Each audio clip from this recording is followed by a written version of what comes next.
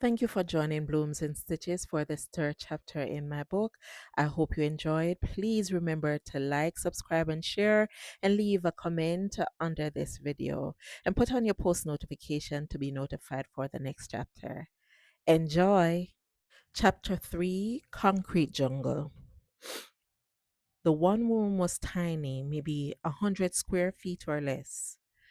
The entrance was through the veranda, and the exit opened to the back of the yard facing the bathroom and toilets used by all the tenants. This was including Mommy and me.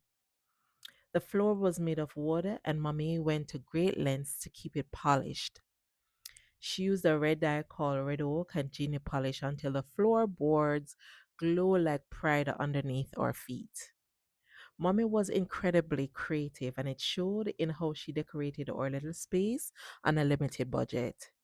She would collect scraps of cloth, cut them into small triangles, and stitch them together to make bright, colorful mats. Those mats sat at the door and were scattered around the room like bursts of joy. There wasn't much space for furniture, and the walk-in area was extremely limited. The queen size bed, given to mommy by my aunt, took up most of the room. The headboard had two sliding compartments where mommy kept her important documents, and it also had an open section with a mirror. The mattress had seen better days, but you wouldn't know it because mommy padded it with old clothes and rice bags. The bed was never left unkempt. The moment we woke up, it had to be made, and the chamber pot we used had to be emptied and washed clean. In another corner of the room sat a small five-piece dining set that Mommy bragged was the first piece of furniture she bought when she came to Kingston. The tabletop was made of blue and white formica, and she always kept a Horlicks bottle with a piece of plant in the center. Beside the bed stood a five-drawer dresser and a small bench.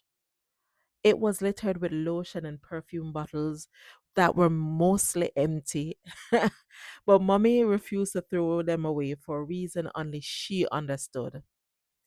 Doilies, always white doilies, covered every surface of furniture she could find. We did not have a closet, so a board contraption was attached to one wall where we hung our Sunday best. Mommy even sewed curtains for the windows and one for our DIY closet. The room was tiny, but it felt really lived in, full of memories stitched together like her handmade mats. Looking back, that one room held both our joy and our sorrow. I remembered happy moments of mommy and me playing in the bed before drifting off to sleep. I also remember the sad moments, me trying to disappear into the far corners of the bed, hiding from whatever belt or slippers mommy had grabbed to flog me when she thought I was being rude. Walking to town to sell peanuts began taking a toll on mommy. She asked the bar owner at the corner of Windward Road and Margaret Street if she could, sell peanuts there. He wasn't convinced at first, but mommy could be very persuasive. She offered to sweep the area before and after selling each night, and that seemed to work. The corner was closer to home, it was always busy, and she could help me with my homework while she was selling. Right across from the corner, they sold drop hand.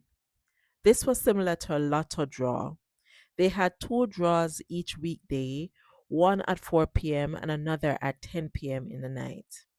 Mommy would leave home by 2 p.m. to catch gamblers and stayed until 10 p.m., where the results were posted, sometimes even long after 10 p.m.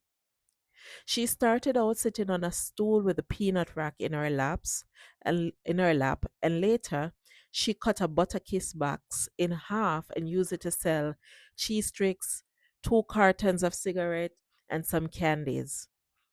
When the box became too small, she built a wooden vending stall and expanded her offerings to biscuit as well. Twice a week, she went to Coronation Market to buy peanuts and had some roasted. If demand for her peanut drops was high, She'd have to make a third or fourth trip to Coronation Market because we didn't have a stove with an oven. Instead, we use a car rim to make a fire to cook on. When mommy finally bought a three burner kerosene oil stove, it felt like we'd moved up in life, even though she still couldn't roast the peanut herself. When I wasn't in school on market days, it was my job to go down to the corner, clean up, and set up the stall. The bar owner let mommy store her stall in the back, so I had to pass through the bar to retrieve it. The bartender, mostly women, looked out for me, making sure no drunken customers bothered me. On those days, I felt like I was part of a two-woman army contributing to our household in a real way. Sometimes school let out at 2 p.m., and the moment I stepped into the yard, mommy would rush me to shower and head down to put out the stall. I often did my homework right there, selling biscuits, cigarettes, or peanut between math problems. Many of my friends would pass maybe after doing extra lessons. Some would tease me, some would stare and believe. Their teasing stung for a while, but only just for a while. At the corner of Margaret Street and Winmore Road, three sides were lined with shops, and the bar where mommy sold was on the fourth side. Eunice, the drop and seller, was always out at noon. Between gamblers, drinkers, shoppers, and community people passing through, the corner was alive, especially on weekends when the jerk man set up beside mommy and later a suit man joined him. During the week, it wasn't as crowded, which gave me more time to finish my homework without drunks asking 100 useless questions. Eunice became my second mother whenever I was down there alone without mommy.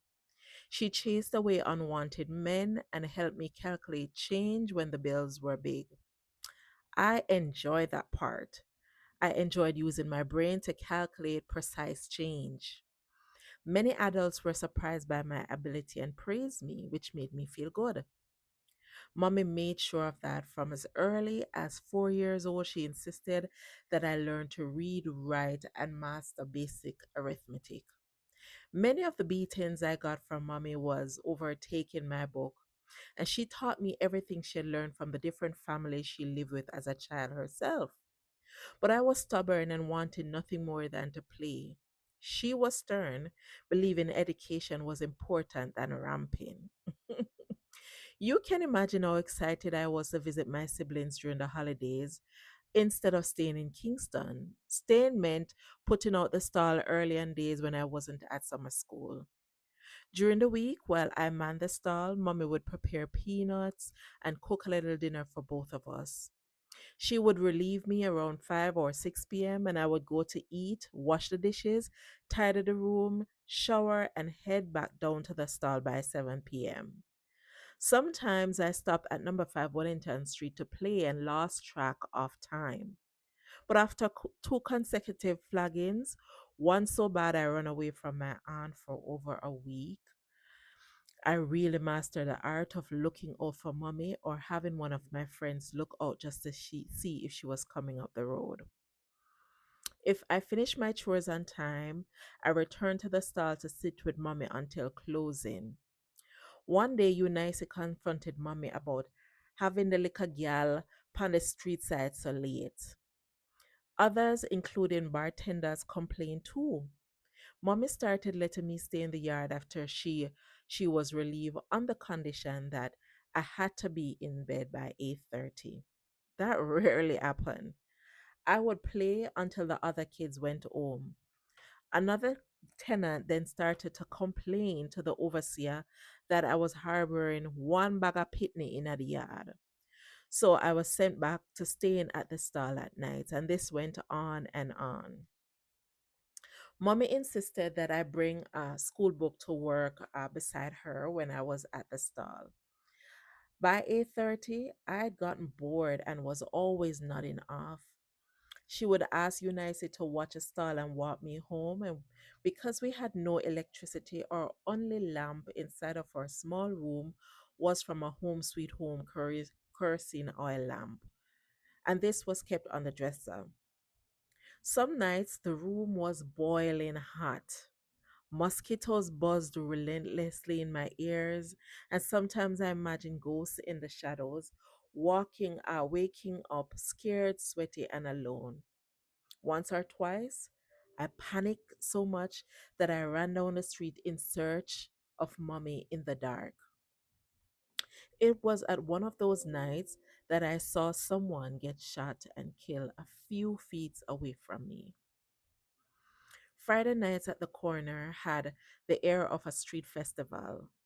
Ska and rocksteady poured from the bar's coin operated jukebox. Slot machines clinked, laughter spilled from inside of the bar to the sidewalk. Vendors lined Windward Road selling cooked foods. Couples strolled hand in hand. People stared at the drop on board, hoping for luck. Buses, cars, and checkered taxi zoomed towards Mountain View or downtown Kingston. And the smells was delicious. The smells, sounds, drunkenness, excitement, it was chaotic and beautiful all at once. That night, Mommy bought jerk pork as usual, wrapped in brown paper bag, dripped with sauce, and with two slices of hard bread, just as she liked it. She gave me a piece of the pork and a cup of soup, then told me to save the rest for Saturday breakfast. After I ate that meal, I got sleepy, and so she decided to walk me up to the room and help me into bed. I begged her not to leave me alone, but she just brushed it off. She said, "Not Nandy, a man. Go sleep. Go sleep, me say." So she left me in the room with the lamp turned low and the mosquitoes humming in my ears. That night, I tossed and turned until I finally drifted off to sleep. Then I woke to screams and to loud explosions. My entire body froze. Something terrible was happening. I needed mommy. I jumped out of bed, pulled on my clothes, and ran through the unlocked door and into the yard. It was there that I saw people rushing into their homes, but my mind was blank with fear. I ran towards a corner fast, and before I could cross the first intersection, I came face to face with three or four men armed with rifles and handgun. One of them raised a rifle and pointed it directly at me. At that same moment, bile rose in my throat. I lifted my hands like I always did when mommy was about to flog me. Then another man shouted, "No man, I lick a pitney that. Lo she no come and a she will come for." Behind them I saw others holding a man on the ground, pointing guns at his head. He started to struggle. More explosions. His body jerked a few times, then went still. Blush gushed from the upper part of his body, flowing into the gutter, and all I could do was to just stand there and stare. The men sprinted past me and disappeared up the road, leaving me alone with the body and the night screaming around me. I don't remember much after that. Mommy cried for days. I spent a few days at my aunt's house, and there the police visited me several times to ask questions about the night, about what I'd seen.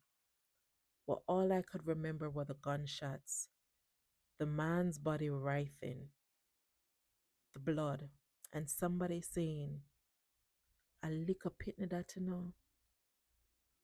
I developed severe diarrhea from the trauma. After nothing else worked, mommy took me to the clinic for medication. My mother warned me to not say anything to daddy when she called, but the news spread quickly, and I could hear them arguing after that on their weekly phone conversations. Mommy insisted she wasn't sending her child to live somewhere where she didn't know was safe. She kept saying she was tired of having to leave her children all about the place and wasn't doing that with me. I had assumed from the conversation that dad wanted me to live elsewhere, but my mind couldn't settle. I was still terrified. Auntie said she couldn't keep me any longer after staying there for a while with her, and then I had to return home to mommy. I felt certain the men with guns would come back for me, and so I was scared. Mommy's only solution was to send me to Westmoreland for the summer, and that was a trip in itself. You see, my trip to Westmoreland in the summer of 1988 was very different from all my previous holiday visits. This time, mommy had decided that she would accompany me herself instead of putting me on a bus to travel alone.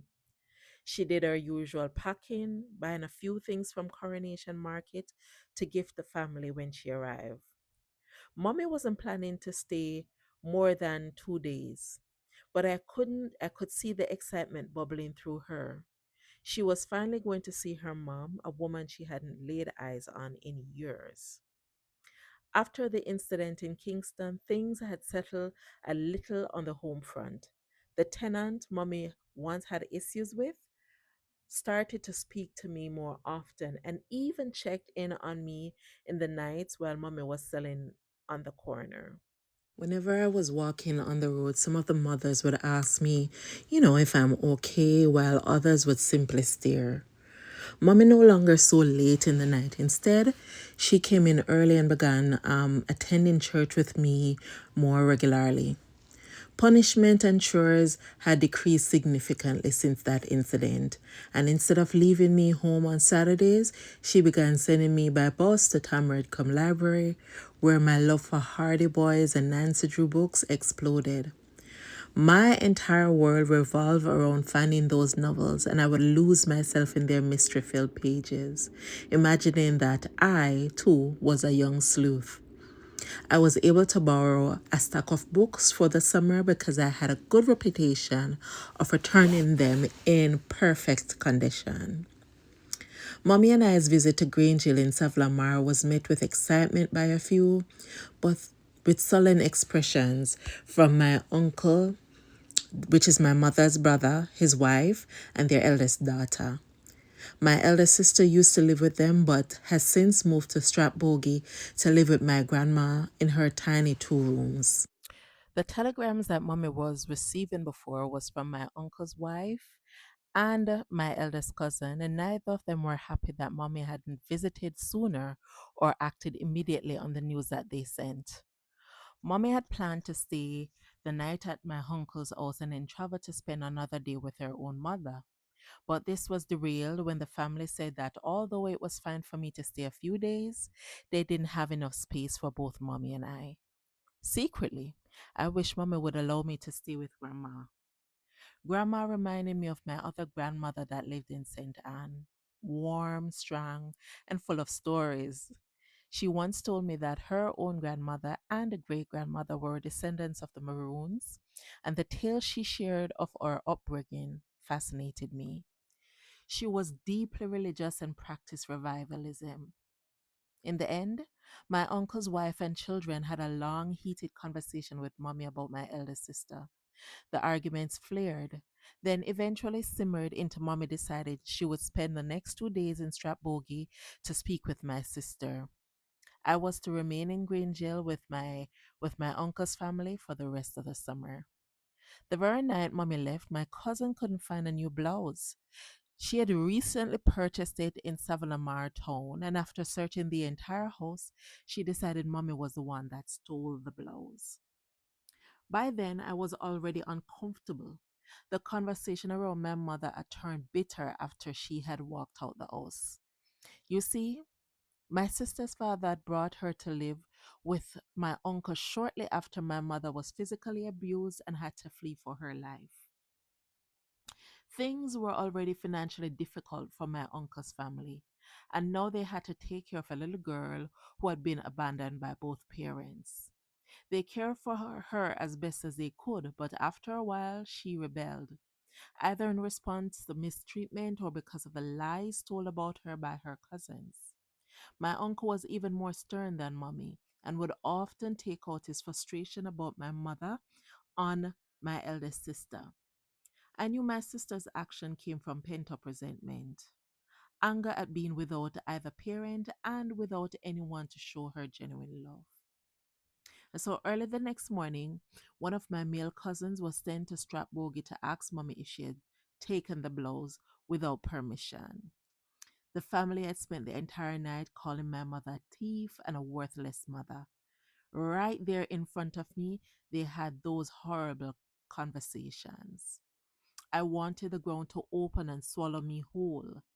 Moments after the male cousin left the house, the blouse was found tucked in a corner beside one of the bed. When this happened, no one apologized. Instead, they started laughing in nervous laughter. By midday, Mommy returned for me. No one mentioned the blows to Mommy, though the house remained tense. I saw the anger quietly simmering behind Mommy's eyes, and thankfully, she decided to drop me off at my grandma's, where I spent the rest of the summer with her and my elder sister. It was then that I vowed that I would never speak to that side of my family again. Decades later, when my uncle died, I refused to attend his funeral out of pure disgust. I could never forgive him. You see, he never defended my mother. His own sister, he never defended her. And what was one of the loudest voice disparaging her when everybody was calling her a thief. I loved mommy. I love my mother. Imperfect and all, and I refuse to let anyone tear her down. My weeks with grandma was amazing. I ran a river ran close to the house and I spent most of the days there. Grandma was an extraordinary cook. She lived in a two-room house. She slept in the back room which could barely hold a queen-size bed, while my sister slept in the front room that they called the hall. She had a single bed and a tiny dining table similar to ours that we have in Kingston.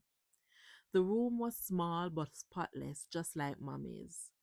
There were a separate cooking area outside of the room and an outdoor shower which was boarded around with fencing. We also had a pit toilet, but in a much decent condition than the one that was in St. Anne's. Facing Grandma's yard was endless cane fields. The land she lived on had been passed down through generations of her family, people who had worked the sugar plantation for years and were given these plots of land to live on. The land wasn't legally theirs, but after decades of labor without pensions or any emoluments or fair pay, this was all they had. When the rains came, Grandma's house sometimes flooded, forcing her to stay with my uncle until the water receded. And so the area was not the best to live on. However, she stayed. My library books were forgotten whenever Grandma combed my hair and told stories handed down from her own grandmother.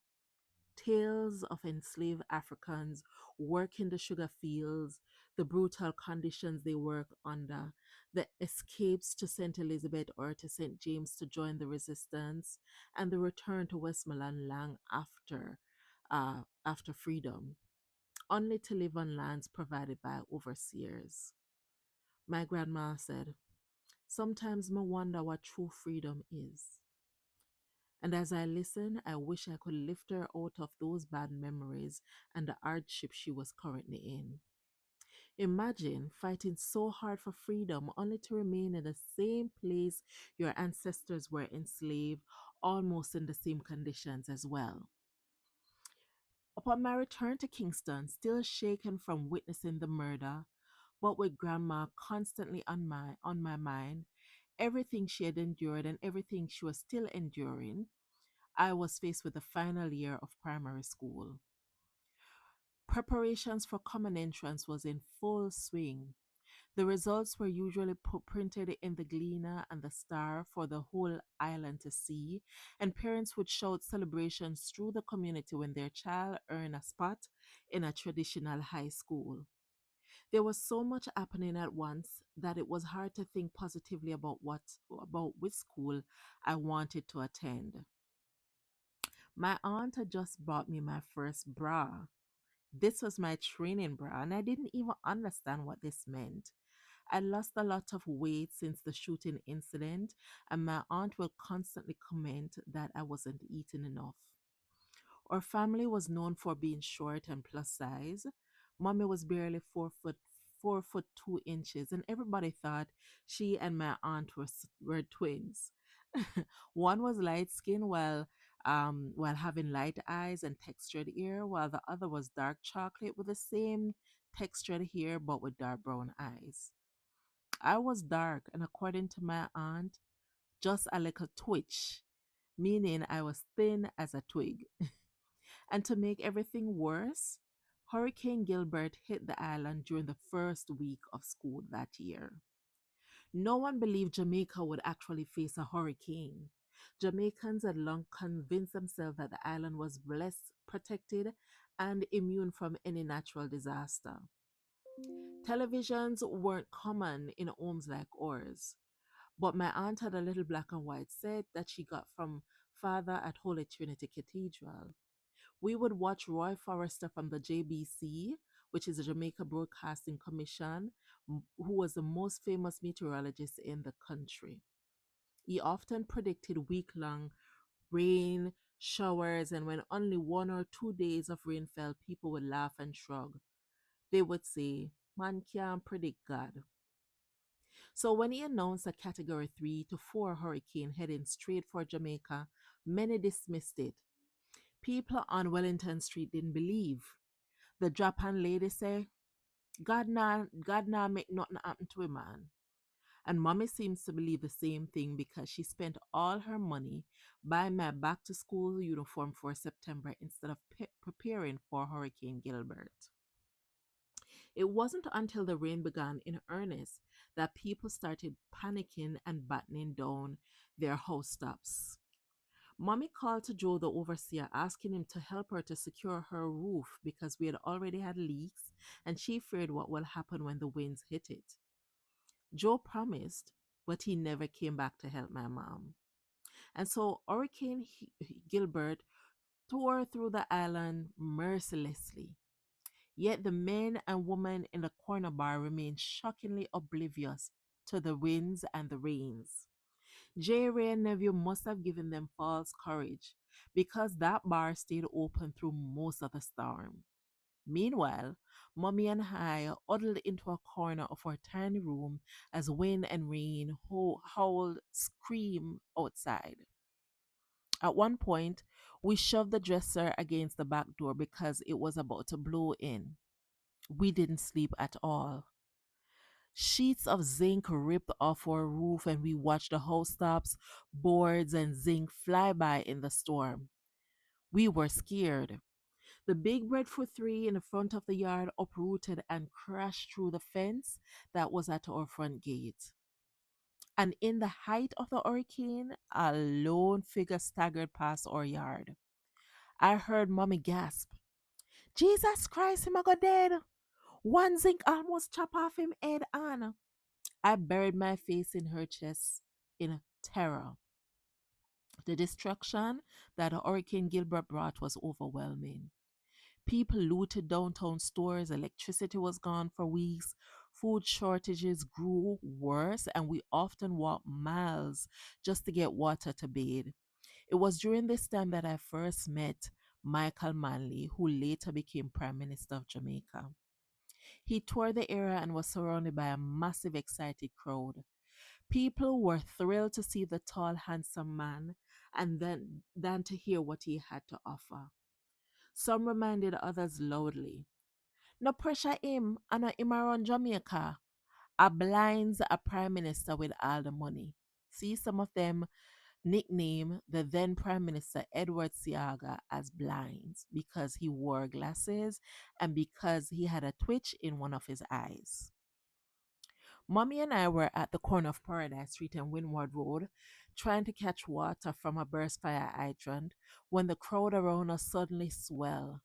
Michael Manley was there right in the middle of the crowd, shaking as many hands as he could as the crowd surged around him. And the only thing my child's mind registered in that very moment was just how handsome and tall he was, and that he is one of the sons of our national heroes that I learned about in school. On the heels of Hurricane Gilbert came my eldest sister. Kingston was slowly crawling back to some semblance of normalcy. We spent months trying to put our homes, community, and routines back together. Electricity and water was restored. Mommy started selling at the bar again, and I buried myself in my study for the upcoming common entrance that was supposed to take place in June. My sister's arrival felt like a blur because mommy had signed me up for extra lessons, and most of the focus was on school. A single bed was placed underneath our DIY closet, shrinking the room even more. My sister didn't smile much at all when she came. She often looked sad, withdrawn, and lost inside of her own thoughts. Sometimes, while she helped Mommy shell peanut, I would overhear bits of their conversation. Mommy asking about her life plans, whether she wanted to go back to school or if she preferred to find a job. It all felt so grown up to me. Some mornings, my sister would dress and leave for the employment bureau to look for work. Our relationship felt stiff at first, almost like strangers trying to pretend we were siblings. I assume it was because she hadn't grown up with me or I hadn't visited her regularly as I had done with my other siblings in St. Anne's. And so for a short while, things went a little bit smoothly. My sister picked up some short term jobs, mommy continued selling, and the school dragged by endlessly. My sister was home with me more in the evenings, and I didn't feel as scared as I used to. And she even began to make friends in the community, which I took as a good sign. The only problem was that I could never seem to do anything right in her eyes. One of the saddest memories I have of her happened one Saturday morning. Mommy had left jerk pork from her Friday night purchase, and my sister cooked boiled bananas to serve with the jerk pork. Then she poured me a large cup of tea, Cersei tea. You see, Cersei tea was known across Jamaica as a natural cleanser, diuretic, and is one of the most bitter things you could ever swallow if you didn't sweeten it with a little bit of honey or sugar. Mommy only gave me a quarter cup once per year, followed immediately by a spoonful of sugar to chase away the taste. This was in her effort to make sure that I was cleansed out for the new school year, whatever that meant. When I took the first sip of the tea that my sister gave me, the bitter liquid made me want to vomit. There was no sugar in the tea at all. I told my sister I didn't want it, but she insisted I drink every drop and said I was not allowed to leave the table until the cup was empty. I was mortified. She almost looked pleased that she had this power over me. And when she realized that I wouldn't budge, she pinched me, one of the hottest, most painful pinches I'd ever felt right on my upper arm. I screamed and cried, but no one came. This torture went on until nearly midday when she finally gave up and removed the tea. If you ask me, I think she knew that mommy was coming because as soon as she took the teacup up, mommy walked right in. And when mommy saw my tear stained face, she asked my sister what was happening. My sister quickly said, "She won't eat the food, Miguel." I stayed silent because that's what I learned to do, not defend myself. My mommy simply said, "Well, no force her. She will eat when she's hungry." I thought that was the end of it, but I was dead wrong. The next two Saturdays were the exact same thing. Cersei, threats, pressure, tears. I could not understand why my sister was doing this to me. Why would she force me to drink something so bitter and something that I obviously didn't want to drink? And especially since the outcome would mean that would go to the bathroom so often. On the third Saturday, God must have heard my prayers because my second eldest sister came to visit just in time. When she came through the gate with her luggage from country, she came and saw me crying over the cup of bitter tea. She snatched a tea away from me and took a sip.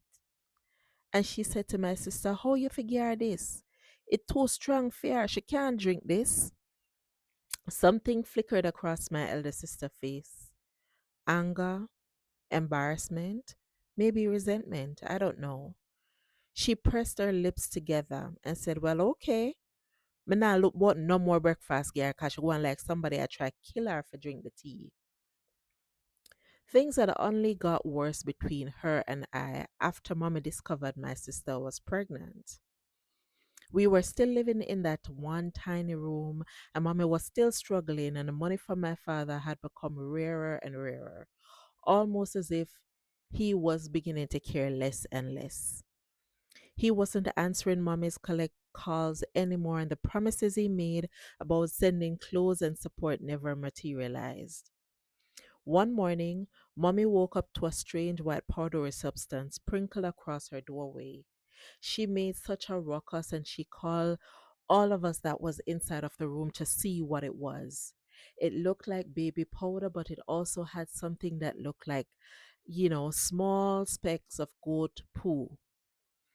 Mommy panicked and she called Joe, the overseer, and demanded that he investigate who sprinkled this powder at her doorway. All he told her to do was to just wash it off, Miss Reed. Wash it off with some water and lime. Then, as if things weren't stressful enough, Mommy had kicked out my eldest sister while she was pregnant.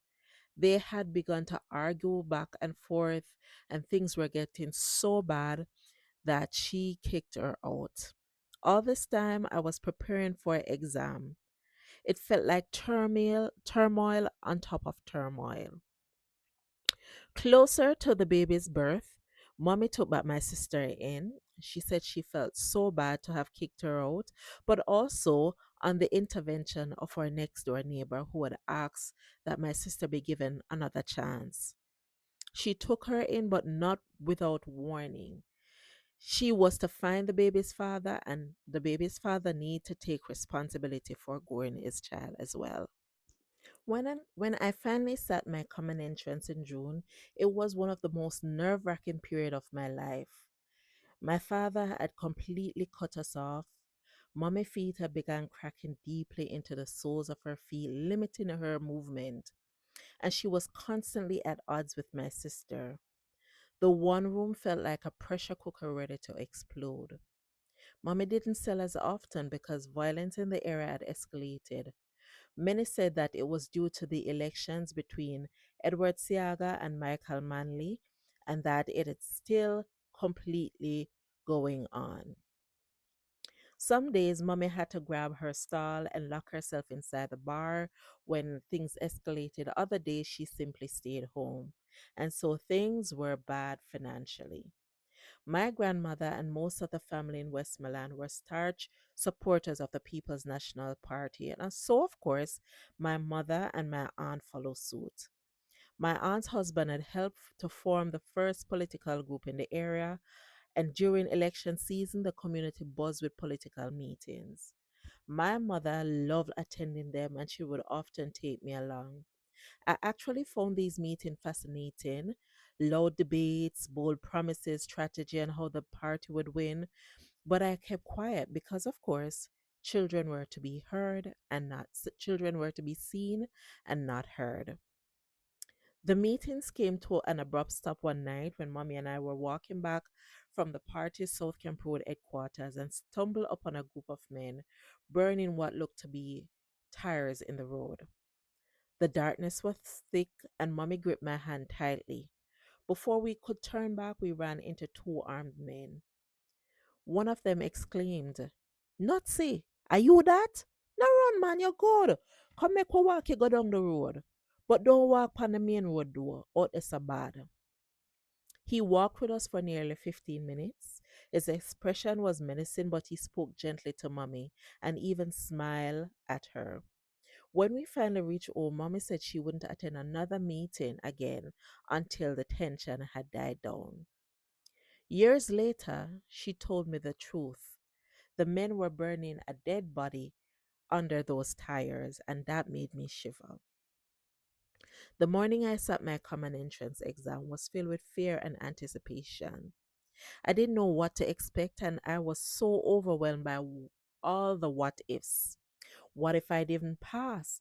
What if the test was nothing like what we had practiced? We were instructed to bring number two pencils, the yellow one, along with sharpeners, rulers, and our lunch. It would be a full day of testing, and under the student sitting exams were expected to attend. Everyone else, all the other students, stayed home. And so we had to present our birth certificate and we had to wear full uniforms before being able to go into the examination hall. At the time, I only owned two uniforms. One was so faded and washed out that you could almost see straight through it. The other one needed all its buttons to be replaced. Mommy did her best that night, but she ended up using a safety pin to hold part of the blouse together. And even though I had already been doing the laundry for both her and I, that night, Mommy prepared my uniform herself. I also had started braiding my own hair from sheer frustration with Mommy always having to put these two big plaits in my hair. The morning of the exam felt like I was being prepared for sacrifice. That day, I didn't have to walk home for lunch or survive in Bulla from school. Mommy even paid a vendor at the gate to give me a sandwich and a drink during our lunch break. I remember that we were allowed to choose two schools ahead of time, but that decision was made for me. I only overheard my teacher saying that I was sitting for Convent of Mercy Academy Alpha High as one of my selections. I didn't know what was my other selection because it was not discussed with me. Mommy accompanied me to school with all my documents. When we were in the schoolyard about to go into the examination hall, she pulled me aside and prayed over my head and hugged me. Hugs had become even more frequent since the summer holidays in Westmoreland, where I'd seen glimpses of what she endured growing up. I treasured every hug. It was my silent way of saying, I love you regardless. The exam room was our usual classroom, but the partitions had been removed and the desks were arranged in long rows facing the raised platform. The building that we had been using as a school, it was actually a burial hall owned by the nearby church. And during normal school days, the teachers would decorate those partitions to make the classroom feel like a regular classroom. But today it was quiet, eerily quiet. We entered the examination hall alphabetically by last name and stood behind our desk until we were told to sit. I then glanced out of the window and saw Mommy staring at me with tears in her eyes. In that very moment, I vowed to do my best for her. When the teacher shooed the parents out, I looked behind me and then my eyes locked with my former crush who would now turn my own sworn enemy. Out of the blues, he smiled at me. And in response, like a petulant child, I stuck my tongue out of him.